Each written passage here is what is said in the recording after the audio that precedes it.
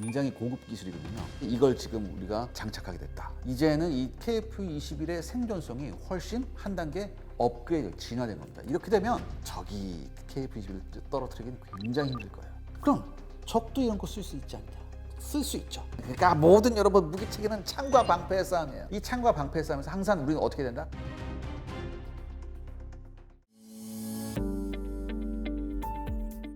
시청자 여러분 안녕하십니까? 작전본부 샤르레 엑스파일의 이세환입니다. 제가요 오늘은 오래간만에 KF-21을 다시 들고 나왔습니다. 이 KF-21 전투기는 내년부터 양산이 시작돼서 곧 우리 공군에 배치될 예정인데요. 여러분 제가 말씀드렸죠. 이 KF-21은요 여기에서 끝날 애가 아니에요. 그러니까 끝난다는 게 뭐냐면 우리 KF-21은 블록 1, 블록 2, 블록 3 사업까지 계속해서 연결돼서 사업이 진행될 예정인데 요번에 이 KF-21의 궁극적인 모델의 로드맵이 나왔습니다. 근데 여러분 이 로드맵이 그냥 이렇게 할 수도 있지 않을까라는 이런 로드맵이 아니라 확정된 로드맵이 나왔습니다. 이 내용을 살펴보면요. 여러분들 우리 KF-21은 지금 4.5세대 전투기로 분류돼 있어요. 근데 사실 해외 언론 보잖아? 그럼 5세대로 써 있다? 그래도 우린 우기는 거죠. 4.5예요. 5세대잖아. 4.75 이렇게 가거든요. 그런데 이 로드맵대로 우리 KF-21이 진화하게 되면 우리 KF-21은요 5세대, 그러니까 전 세계 5손가락 안에 드는 5세대 전투기뿐만 아니라 이제는 더 나아가서 5.5세대 그리고 심지어 6세대까지 바라볼 수 있는 그런 전투기로 진화할 내용입니다. 그래서 오늘 샤르 엑스파일에서는요 요 내용, 이 KF-21이 어떻게 진화할까 요 내용을 한번 살펴보겠습니다.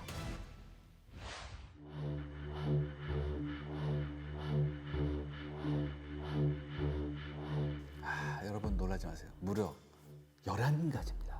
제가 지금부터 그 11가지를 굉장히 재미있지만 소상하게 알려드리겠습니다. 첫 번째가 뭐냐? DAS를 적용했다라고 합니다. DAS? 다스? 이게 뭐야? 다스는 누구 거? 이런 얘기 나오지만 여러분 이 DAS는 뭐냐면 한마디로 증강현실이에요. 쉽게 말해서 조종사가 딱 탄 상태에서 여러분 지금 조종사가 전투기가 뒤로 확 지나가면 영화 같은 데서 나오잖아요. 전투기 뒤로 확 지나가면 어떻게 돼요? 톰 크루즈도 이렇게 막 캐노피 쪽으로 이렇게 받거든. 이게 아닙니다. 이게 아니고 어떻게 되냐면 모든 자기 주변이 완전히 공중에 떠 있는 것 같은 증강현실이에요. 그러니까 뭐야? 몸을 뒤에 있는 것도 아주 완전히 다 보인다는 거죠. 이런 증강현실이 적용될 예정입니다. 이게 애니메이션에서나 사실 나왔는데 이게 여러분 잘 아실까? 그 건담 제타 건담부터 요게 나오거든요. 요걸로 간다니죠. 와, 이건 굉장한 겁니다. 이렇게 되면 이 조종사의 상황 인식 능력이 엄청나게 좋아지는 겁니다. 그리고 여러분 이렇게 되는 거예요.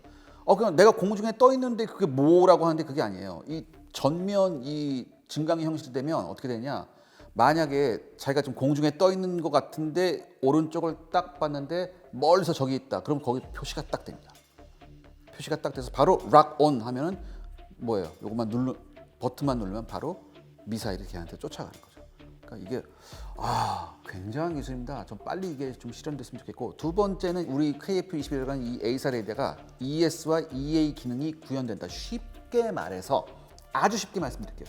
한마디로 KF-21 자체가 뭐다? 전자전 능력이 생기는 겁니다. 그러니까 적 전투기가 발신하는 레이더파도 방해할 수 있고, 그다음에 지상에서 올라오는 모든 레이더파나 그 조준 시스템 같은 것도 방해할 수 있는 그런 능력이 생긴다는 거죠.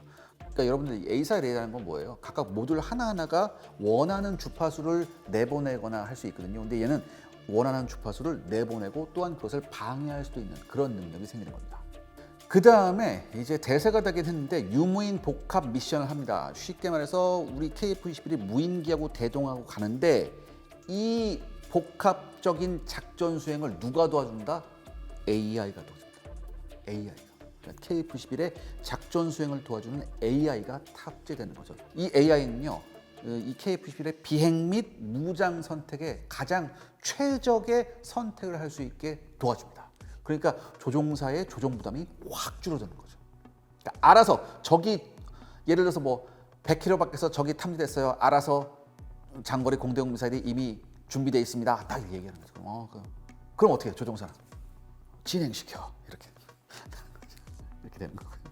그 다음에 전자전 위상 배열 안테나가 있습니다. 이제 위상 배열 안테나는 이제 A사 레이더 얘기가 나오겠지만 이게 이 레이더뿐만 아니라 각종 전자 안테나 및 센서에서도 뭐가 위상 배열 안테나가 적용이 된다. 그러니까 A사 레이더 외에도 얘네를 가지고도 뭘 할 수 있다? 전자전을 수행할 수 있는 겁니다. 이렇게 되고요.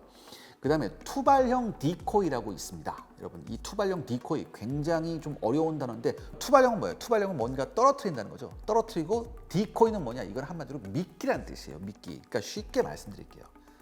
내가 비행기가 쫙 가고 있는데 저쪽에서 아차 해가지고 저쪽 적이 나를 먼저 발견해서 먼저 미사일을 쏴왔어요. 미사일 쏴버렸단 말이에요. 그래서 그러니까 이 미사일이 뭐예요? 내 비행기 전파를 잡고 쫙 날 쫓아오는데 여기서 투발용 디코이를 딱 떨어뜨립니다. 그럼 뭐예요? 내 비행기하고 똑같은 주파수를 내보내는 디코이, 미끼가 하나 떨어지면서 걔가 전파를 발신하는 거예요. 그럼 뭐예요? 미사일이 내 비행기를 안 쫓아가고 이 디코이를 쫓아가는 거죠. 이렇게 해서 적의 미사일을 회피할 수 있다. 이 굉장히 고급 기술이거든요. 근데 이걸 지금 우리가 여기서 장착하게 됐다. 이제는 이 KF-21의 생존성이 훨씬 한 단계 업그레이드, 진화된 겁니다. 이렇게 되면 적이 KF-21을 떨어뜨리기는 굉장히 힘들 거예요. 그럼 이렇게 생각하죠. 적도 이런 거 쓸 수 있지 않나? 쓸 수 있죠. 그래서 우리가 지금 차세대로 개발하고 있는 장거리 공대용 미사일이 이런 디코이도 회피해 갈 수 있는, 그러니까 모든 여러분 무기체계는 창과 방패의 싸움이에요. 근데 이 창과 방패의 싸움에서 항상 우리는 어떻게 된다? 한 발 앞서 나가야 되죠. 그 다음에 중요한 게 이제 위성 통신입니다. 즉 위성과 KF-21이 직접 통신한다. 이게 뭐? 아니에요, 여러분들. 이제 우리가 어떻게 돼 있죠? 우리가 이제 군사용 위성을 1년에 5개씩 이제 쏘아 올립니다. 우리가 군사용 위성을 굉장히 많이 쏘아 올려요. 그럼 그 군사용 위성은요, 여러분들 이거예요. 그 군사용 위성은 실시간으로 한반도 및 한반도 주변 전역을 실시간으로 감시할 수 있어요. 특히 여러분 이거 있죠. 얼마 전에 이런 일이 있었죠. 중국의 제20이 대한해협 통과해서 갔다고 난리 났었잖아요. 그렇잖아요.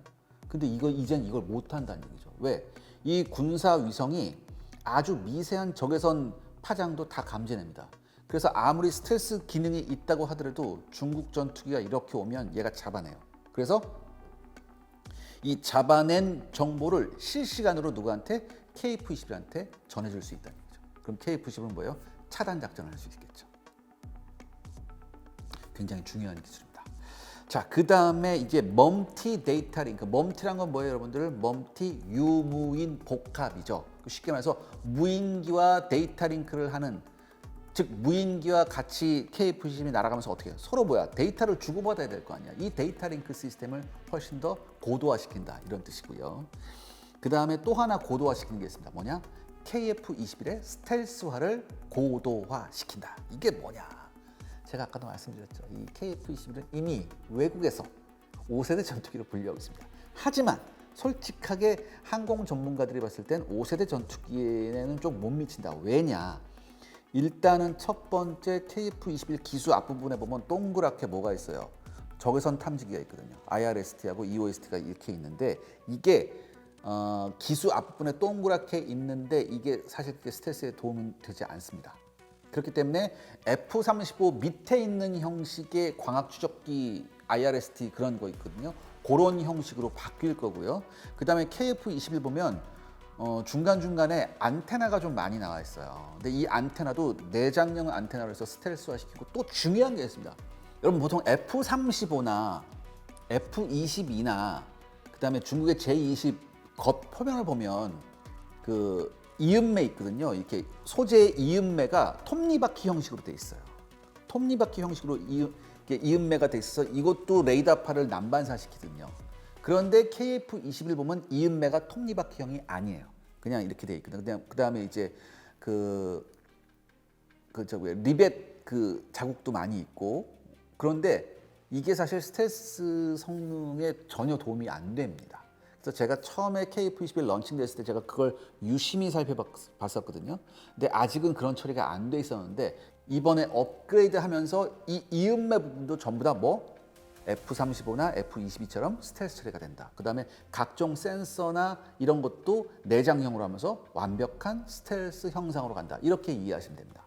그다음에 제가 아까 에이사 레이더 말씀드렸잖아요. 에이사 레이더가 이제 전자전 능력도 있다. 그거와 함께 또 업그레이드되는 게 뭐냐? 에이사 레이더의 탐지 거리입니다. 무려 200km 이상 탐지할 수 있다. 그리고 200km 이상 그냥 탐지만 하는 게 아니라 그냥 보통 비행기 탐지가 아니라 200km 이상에 있는 적 5세대 전투기도 탐지가 가능한 그런 에이사 레이더가 이제 업그레이드됩니다. 에이사 레이더로 굉장히 중요한 거죠.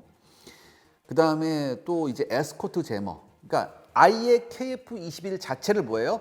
전자정 전용기로 완전히 개조하는 이런 프로젝트도 있습니다. 이 에스코트 제머. 그 다음에 내부 무장 시스템이죠. 여러분 한번 보세요. 지금 여기 KF-21 보시면 외부에 특히 배 쪽에 보면 외부에 무장이 잔뜩 달려 있습니다. 비행기는 외부에 뭔가 달려 있으면 그때부터 스텔스 성능이 확 떨어져요. 그렇기 때문에 뭐예요? 모든 무장을 동체 안에 수납해야 되거든요.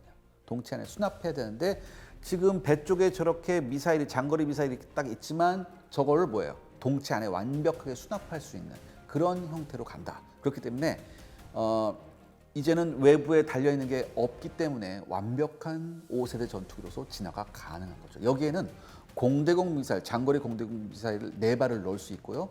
경우에 따라선 2000파운드급 활공형 제이담 같은 폭탄을 2발 정도 넣을 수 있습니다. 이건 사실 벙커버스터 역할을 할 수 있거든요. 그래서 적의 주요 거점에 몰래 레이더 안 걸리게 몰래 날아가서 몰래 2발을 떨어뜨리고 딱 오면 적으로서는 와 이제 우리는 숨지 못하겠구나. 우리는 못 찾아내는데 쟤네는 우리 머리 위에서 날라와서 폭탄을 떨어뜨리네. 이렇게 좌절감을 줄 수 있죠. 근데 이게 한두 대예요. 여러 대가 같이 여러 타겟에 작전을 하면 적은 혼란에 빠지겠죠. 굉장히 중요한 겁니다. 마지막으로 임무 반경이 향상이 됩니다. 자, 이게 이거죠. 에스코트 제모가 먼저 들어가면서 어떻게 하느냐? 적 방공망에 대한 전파 방해를 실시합니다. 이렇게 되고 무인기를 대동한 KF-21 들어가면서 어떻게 돼요? 이 무인기한테 명령 내죠. 자, 어디 지점 내가 너희들한테 좌표를 줬으니까 가서 스트라이크 하고 오렴. 그럼 얘네가 쫙 들어가죠. 근데 이 무인기도 어떤 처리가 돼 있어요? 무인기는 유인기보다 스텔스 처리하기가 더 쉬워요. 그러니까 스텔스화되어 있는 무인기가 내부 무장창에 폭탄이나 미사일을 가지고 적 방공망이 지금 방해됐잖아요. 안전하게 침투해서 원하는 목표를 완벽하게 공격하고 돌아올 수 있는 겁니다. 그리고 여기서 또 나오죠. 임무 반경이 늘어난다. 일단 KF-21 자체의 내부 연료 공간 때문에 한 10% 임무 반경이 늘어났지만 이걸로 부족할 수 있잖아요. 여기서 제안 드릴 수 있는 게 있습니다. 뭐냐? 바로 무인기를 기반한 공중급유기예요. 공중급유가 떠오면 얘가 계속해서 작전을 이어나갈 수 있거든요. 근데 이제 KF-21은 자기가 직접 미사일 쏠 필요 없어요. 무장 투할 필요 없으면 무인기 시키면 되니까. 대신 얘가 오래 떠 있어야 되잖아요. 그러니까 어떻게 돼? 공중급유를 해주는 무인급유기도 있단 말이에요. 얘한테 가서 봐봤어요. 알아서 찍찍찍 딱 버튼 하나만 눌러 알아서 이제 계속해서 떠 있으면서 이렇게 되면 뭐예요?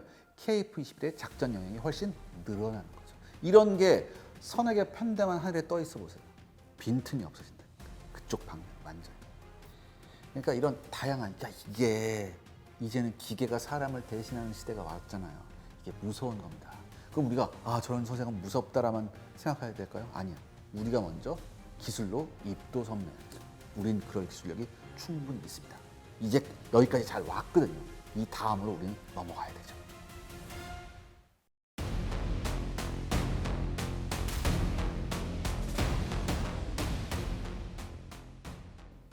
야, 근데 제가 오늘 이 피디님의 질문을 들으면서 피디님이 많이 컸구나라는 생각이 듭니다.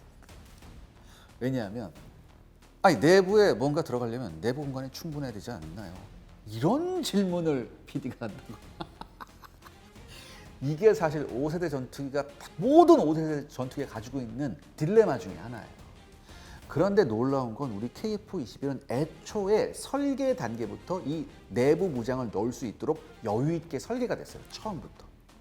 그래서 여유 있게 설계를 하되 처음부터 하는 거는 무리가 많으니까 일단은 4.5세대로 블록 1을 가고 그 이후부터 진화하면서 이걸 차근차근히 하자라는 굉장히 합리적인 로드맵을 처음부터 우리는 설정했다는 거죠. 그래서 우리가 블록 3, 우리가 지금 블록 1에서 블록 3로 넘어가는 단계가 굉장히 오래 걸릴 줄 알았는데 지금 국제 정세가 많이 변하기 때문에 이 단계가 굉장히 줄어들었어요.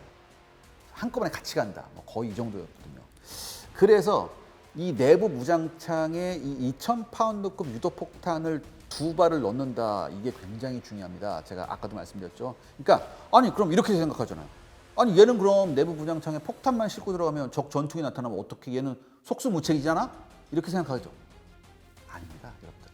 모든 항공작전에서 스트라이크 패키지가 들어갈 땐 당연히 옆에 누가 에스코트기가 같이 따라가요. 그래서 스트라이크 패키지 안에 따로, 에스코트 안에 따로 이렇게 딱 돼 있는 거예요. 그러면 한꺼번에 다 하면 되지 않느냐, 멀티롤로.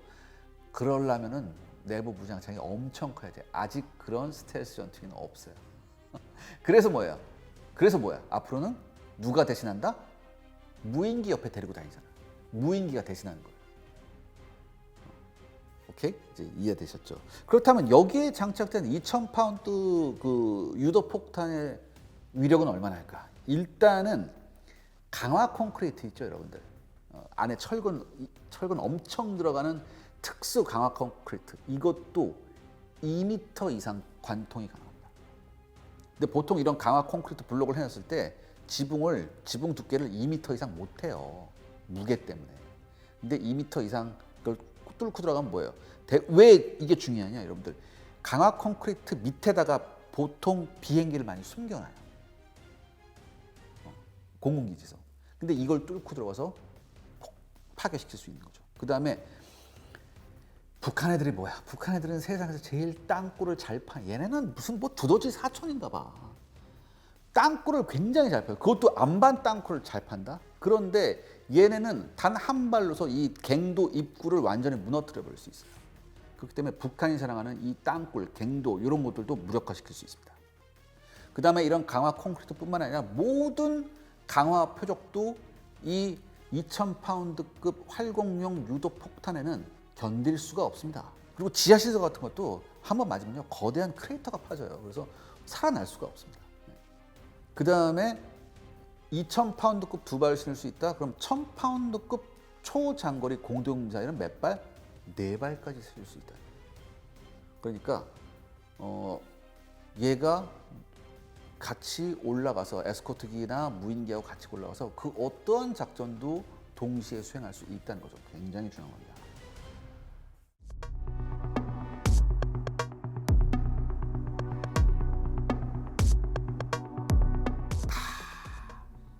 내가 오늘 또 놀라네, 우리 PD님한테.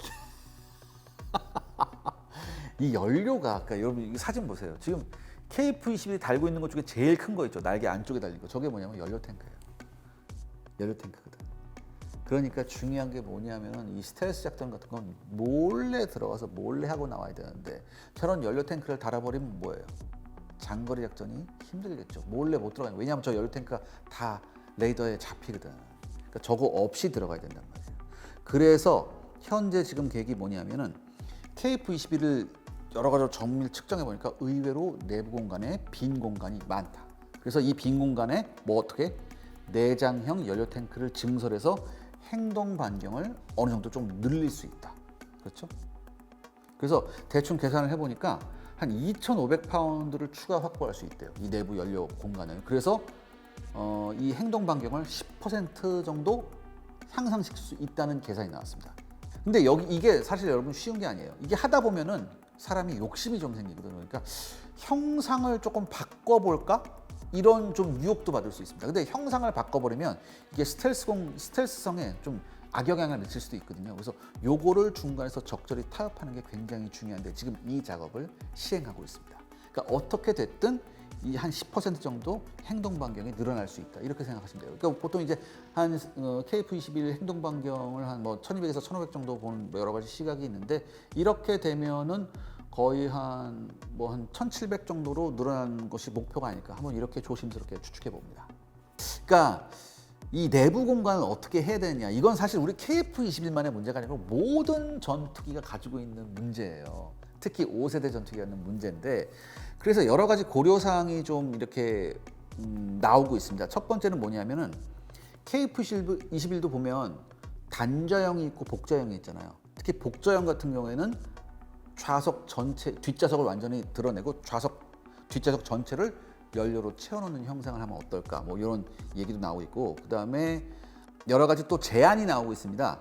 지금 우리가 만들고 있는 장거리 공대공 미사일은 사실 미티어 공대공 미사일이잖아요. 여기 보시는 유럽제 미티어 공대공 미사일인데, 지금 저 미티어 미사일 여기 보시다시피 미티어 미사일 유럽제 미사일은 굉장히 커요. 큰데 이 앞으로 우리가 미사일 공대공 미사일을 개발하면서 이 미티어보다는 폭이 좁은 미사일을 연구할 필요가 있습니다. 참고 영상 하나 보여드릴게요. 이게 DL 디펜스의 FCAAM 미사일인데 보세요. 굉장히 납작하게 생겼잖아요. 그러니까 이런 그 좀 폭이 좁은 미사일을 우리가 개발할 필요가 있다. 이렇게 되면 뭐예요? 우리 KF-21 내부 공간에 더 많은 미사일을 탑재할 수 있다는 얘기입니다. 그리고 이게 폭이 좁으면 또 좋은 게, 우리가 KF-21하고 뭐가 같이, 무인기가 같이 하잖아요. 무인기 내부에도 넣기 좋아요. 그래서 이런 연구가 반드시 필요하고요. 그 다음에 100kg 이하의 초소형 드론도 좀 활용할 수 있는 그런 연구를 좀 많이 해야 됩니다. 그러니까 여러분들 우리 천무 3.0이라고 있어요. 거기 보면 이 탄도미사일 앞에 이제 드론이 이제 탑재돼 있거든. 그래서 미사일 떨어지면서 드론을 확 뿌리는 건데, 이런 것도 KF-21에 넣을 수 있게, 그리고 KF-21과 같이 작전할 수 있는 그런 무인기에 넣을 수 있는 그런 연구도 좀 다각적으로 필요합니다.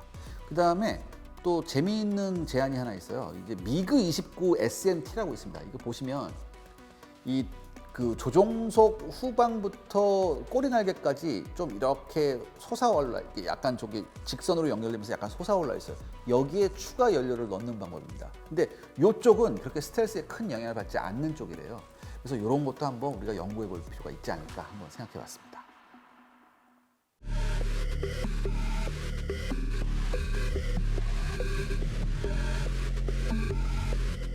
KF-22를 블록 2에서 종결시키고 블록 3로 가는 게 아니라 차라리 차세대 KF-SX, 차세대 6세대로 가면 안 되냐, 이런 얘기가 있는데 비용 문제가 만만치 않습니다.